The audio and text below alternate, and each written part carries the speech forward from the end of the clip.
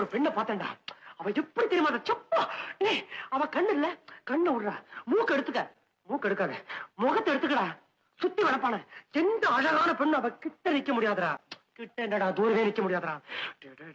அவ்வளவு பிரமாதமா இருந்தாடா. இருக்கட்டுமே, அழகா இருக்கிறது அவ தப்பு இல்லையே.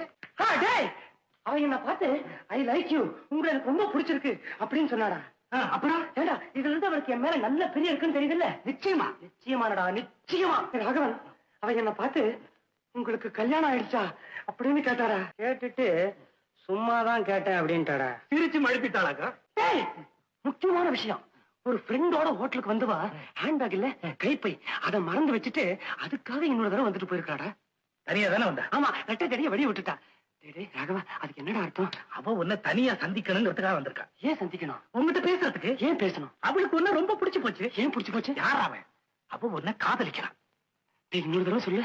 அவ உன்னை காதலிக்கிறாடா. எழுதி கொடுறா. எனக்கு அப்படித்தாண்டா தோணுது. நிச்சயமா நிச்சயமா, சந்தேகமே இல்லை. தம்பி